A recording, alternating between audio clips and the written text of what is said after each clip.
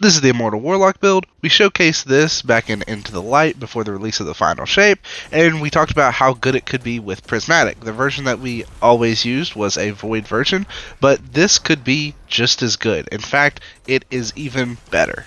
And shout out to Akweks, who is the creator of this build. His Bungie profile is linked in the description in case this wins Build of the Week, because the emblem should go to him and not me. He's a certified Warlock main. This is all he ran with Void, and it was incredibly good in the seasons before, and it's really good with Prismatic now, so enjoy the build. Immortal Warlock's whole build is based around Felwinter's Helm, and if you don't know what Felwinter's Helm does, it has Warlord's End, which reads, powered melee final blows create a burst of energy that weaken nearby targets. Finishers and final blows against more powerful targets increase the radius of the burst and the length of the weakening effect.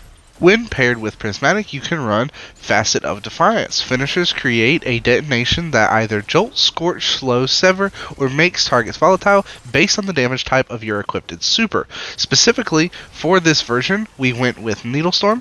That way, whenever you use a finisher on an enemy, you're going to weaken them, so they're more susceptible to your damage. You're also going to sever them, so they don't do as much damage to you. So they're doing less damage and taking more. That is the optimal version of this. We also have it set to where we have Facet of Dawn, powered melee hits, or powered melee final blows grant you and nearby allies radiant. With Facet of Protection, when you are surrounded, you gain damage resistance, and while Transcendent and surrounded, you have increased damage resistance. And then as a bonus, we have Facet of Blessing. Melee final blows start health regeneration, while Transcendent, melee final blows start health regen for you and nearby allies. So we have Facet of Protection for when we're surrounded, and we're going to be surrounded whenever we're activating Blessing or Dawn, because we're going to be punching stuff.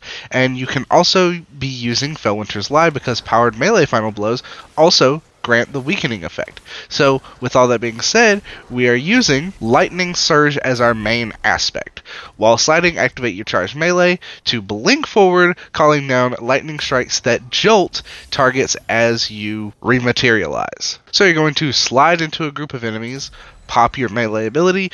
If it didn't kill them, they are weakened, they are jolted. If they have taken a ton of damage, you can finish them, which will then cause more weaken. It will then cause the sever ability, and then for those melee kills that you got, if you were low on health, you now have regen health. You are surrounded, so you have damage resistance, and whenever you got that melee hit, you also got radiant, so now your weapons do more damage. And we're pairing this with the Arcane Needle ability. While it does have a 2-minute cooldown, if you do get enough strength, it does take it down significantly, and while it is the longest cooldown on the Warlock Prismatic subclass, we are using it because it has multiple cooldowns, which is why I think it's the best here. We are also using Vortex Grenades just for that pull-in effect, so you can pull in enemies and then lightning surge them. Makes it a little bit easier. You can use something like Cold Snap, but we'll talk about that in just a moment. The other perk that I paired this with is going to be Feed the Void, which defeating a target with any ability grants Devour. So as soon as you get a melee kill, you're going to get Devour, which is going to give you health. Every time you get a kill while you have Devour, you get more health back, and you get grenade energy. Which I know we're already getting health regen starting whenever we get a melee kill with Facet of Blessing, which is why if you guys do not want to run Feed the Void, you can run Bleak Watcher. Just let it be known that you will not get bonus heals from Devour, it will just be that melee getting you health, but you can run something like Bleak Watcher. And if you run Bleak Watcher, you're going to get an extra fragment slot, and I'll also recommend that you run a healing grenade if you have Bleak Watcher. That way you can throw down a healing grenade to just heal yourself, or you can cook that grenade, throw it out, and it'll be a turret. Or, again, you can just throw that Vortex Grenade to suck enemies in, or Cold Snap to freeze enemies in that area, but let's be real, if you're going to use a Cold Snap, Bleak Watcher is just better. And if you do run Bleak Watcher with a Vortex Grenade, I recommend Facet of Bravery, which is defeating a target with a grenade, grants you volatile rounds to your void weapons, and the main weapon that you've been seeing me use here is Graviton Lance, which is a really good void weapon. But another weapon you could use if you didn't want to go Graviton Lance route with volatile is you could use Buried Bloodline. Buried Bloodline is incredibly powerful, and it will also grant you Devour and weaken enemies along the way. But if you're just going healing grenades or you're just going normal Bleak Watcher, I recommend Facet of Courage, which is your Light abilities deal increased damage to targets afflicted by darkness debuffs. So when you throw down your turret and the enemies are slowed or frozen, you now do more damage with your lightning surge. And if enemies are frozen on top of that bonus buff that you're getting from courage, you're going to shatter them and do that extra damage. So it's really, really powerful.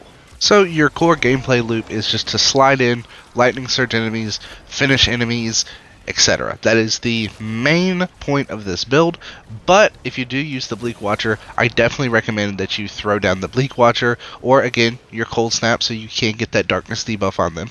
You throw that down first, and then continue to do your melees. For mods on your gauntlets, I recommend Heavy Handed, which is going to create an orb anytime you get a kill. I recommend Impact Induction, which is causing damage with your powered melee, reduces your cooldown for your grenade. And then I recommend Momentum Transfer, which is damage with grenade, reduces your melee. If you run Cold Snap, that is really good, even if you have a healing grenade. For your helmet, of course, I'm going to recommend a Siphon mod, and probably either a Special or a Heavy Ammo Finder, depending on if you're using Buried Bloodline or not, which one you should be using. And then for your final mod, if you can squeeze in a Hands-On, which grants super energy on melee kills, I would definitely think that that is a good option. For your chest piece, I recommend whatever resistances you will be fighting up against, and for your boots, I recommend Invigoration, which is picking up an orb, reduces your melee cooldown. I'm going with 2 of those. You can swap one of those out for a Surge mod that matches your heavy weapon or your void weapon of choice, like I've been showing you. And then finally, Better Already, which is picking up an orb, grants health regen, and that's just extra precaution so you can make sure that you're constantly healed all the time. And finally, for the class mod, we're looking at Reaper, which is after using your class ability, your next weapon kill grants a Orb of Power. That is really good, especially whenever you use Phoenix Dive, because it has a very, very short cooldown. And then you have Outreach, which is reduces melee cooldown when using your class ability. So you're just going to have a really good cycle going on there, and with Phoenix Dive you're able to get those melees back really fast. And if I was talking too fast or lost you guys somewhere along the way, this is the build right here, and then the mods right before, and yeah, pretty much just follow this and then listen to the gameplay loop, and you pretty much have it down pat.